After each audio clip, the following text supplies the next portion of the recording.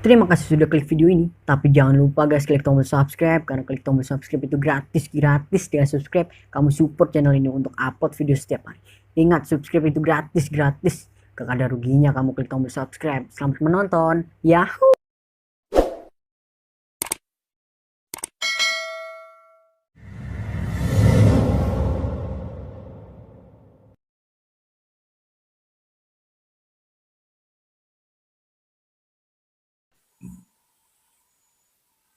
Saudara-saudaraku semua, dimanapun kalian berada, selamat jumpa di ruang renungan. Pada kali ini, renungan saya ambil dengan tema tentang ilmu hipnotis, proses hipnotis.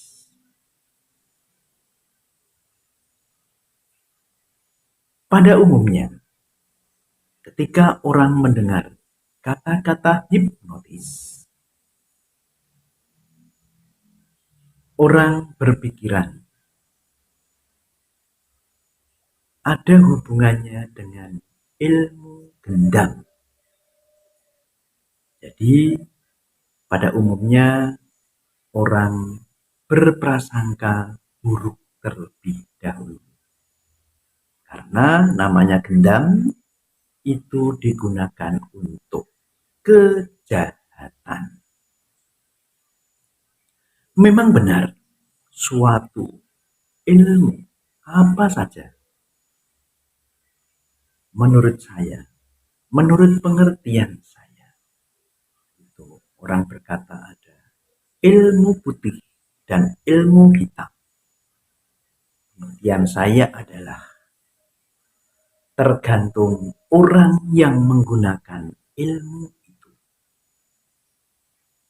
Jika ilmu itu digunakan untuk kebaikan, yakni dinamakan ilmu putih. Dan sebaliknya, jika ilmu itu digunakan untuk kejahatan, itulah dinamakan ilmu hitam. Begitu halnya dengan ilmu hipnotis.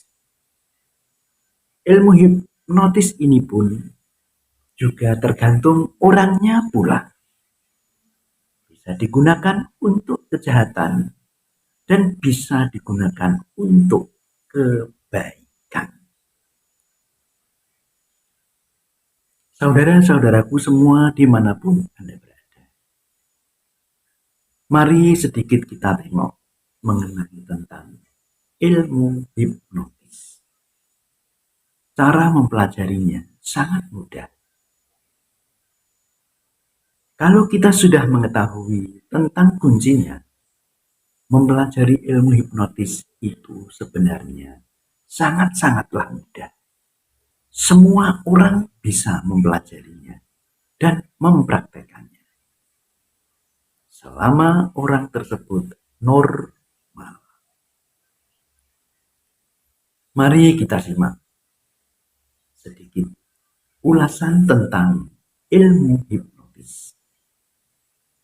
Saudara-saudaraku semua dimanapun Anda berada, ilmu hipnotis, kunci utama yang kita pahami terlebih dahulu adalah tentang pikiran. Kemudian pengaruh, mempengaruhi. Jadi yang kita pelajari adalah bagaimana caranya kita bisa mempengaruhi seseorang. Selama orang itu bisa mempengaruhi seseorang atau memerintah seseorang dengan jawaban iya, itulah dalam mempelajari ilmu hipnotis dia pasti bisa dan akan berhasil. Namun sebaliknya, apabila orang itu memerintah orang, mempengaruhi orang tidak bisa, ya disitulah ilmu hipnotis akan gagal. Namun saya percaya, saudara-saudaraku semuanya, sebenarnya semua orang itu pasti bisa memerintah orang. Suatu contoh, kakak memerintah adiknya, biasanya adiknya bilang iya dan melakukannya.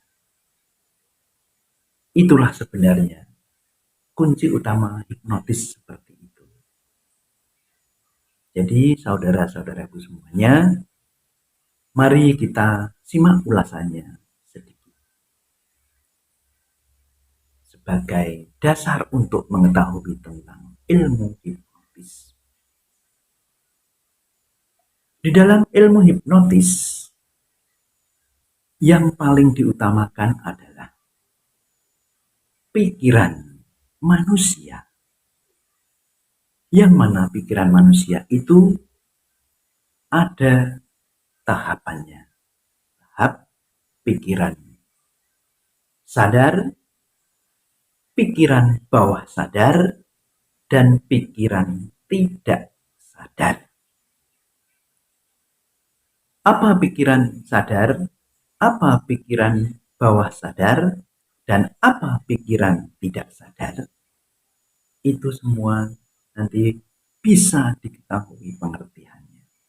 Kalau sudah tahu pengertian tentang hal itu, nanti di dalam mempelajari ilmu hipnotis sangatlah mudah. Saudara-saudaraku semua dimanapun berada. Kalau kita mengetahui tentang pikiran, kita bisa mempengaruhi pikiran orang lain. Kita bisa memerintah pikiran orang lain.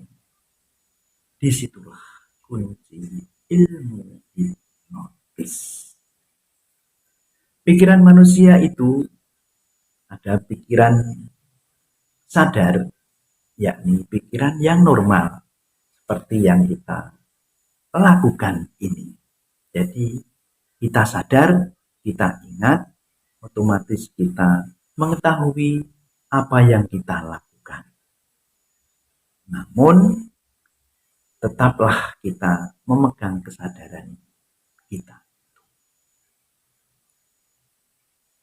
Pikiran tidak sadar, yang jelas dia tidak ingat apa-apa. Seperti halnya orang pingsan, seperti halnya orang tidur, itu adalah pikiran tidak sadar.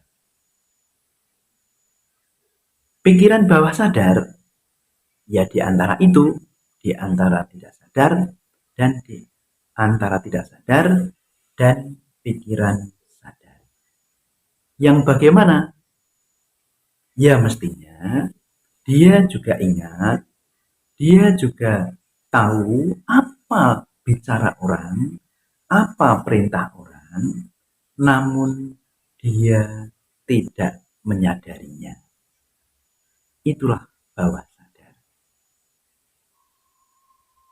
Orang bisa menghipnotis orang apabila dia bisa merangkai kata-kata yang akhirnya bisa meyakinkan orang yang dihipnotis, dan akhirnya orang itu mengikuti perintahnya. Itulah akan berhasil. Ilmu hipnotis itu bisa dikatakan berhasil. Namun sebaliknya, apabila orang tidak bisa mempengaruhi orang, tidak bisa memerintah orang, dia tidak bisa mengikuti dan melaksanakan perintahnya, sang penghipnotis itu dikatakan gagal. Nah, itulah sebab sebenarnya garis besarnya ilmu hipnotis digunakan. Lalu bagaimana cara mempelajarinya? Sebenarnya yang dipelajari adalah ilmu menyusun kata-kata, merangkai kata-kata, dibuat sedemikian rupa sehingga orang yang dihipnotis itu percaya dan yakin, akhirnya tunduk kepada kita, kepada orang yang mempelajari ilmu itu, orang yang menghipnotis itu, itulah yang namanya keberhasilan di dalam menghipnotis. Jadi belajar ilmu hipnotis berhasil. Ini adalah kunci utamanya. Untuk penggunaannya, sebenarnya ilmu hipnotis itu apabila digunakan untuk kebaikan, itu macam-macam bentuknya. Suatu contoh, anak kecil, anak TK, bahkan anak-anak kita, apabila orang tuanya mempelajari ilmu hipnotis dan tahu tentang hipnotis, anak tersebut diberi saran, diberi perintah, dan akhirnya masuk di dalam pikiran alam bawah sadarnya. Setelah masuk di dalam alam bawah sadarnya, karena dia yakin, akhirnya dia mengikuti perintahnya.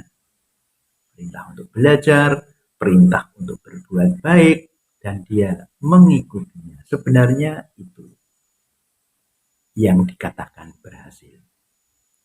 Namun kadang-kadang di TV-TV itu ada ilmu hipnotis, praktek hipnotis dengan proses peniduran, penyembuhan, dan lain sebagainya, itu juga bisa ditampakkan seperti itu. Proses peniduran itu sebenarnya juga mudah. Namun kunci utamanya adalah orang yang disuruh tidur itu pertama kali adalah dia percaya dan yakin kepada orang yang menghipnotis atau orang yang memerintahkan untuk tidur. Yang dihipnotis, yang diperintah untuk tidur, dia percaya, akhirnya dia mengikutinya. Itulah ilmu hipnotis akhirnya. Percaya dan berhasil. Kemudian bisanya berhasil bagaimana Pak? Untuk mempelajari ilmu hipnotis. Yang pertama adalah percaya diri bahwa kita bisa menghipnotis orang. Kita bisa memerintah orang dengan kata-kata dibuat sedemikian rupa sehingga orang tersebut bisa percaya kepada kita.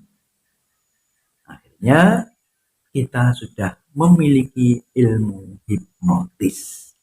Jadi saudara-saudaraku semuanya, ilmu hipnotis itu sebenarnya ilmu yang memerintah dan memberi saran kepada orang lain bisa mengikuti kepada kita, dan akhirnya dia bisa melaksanakannya, mengikutinya. Itulah keberhasilan kita.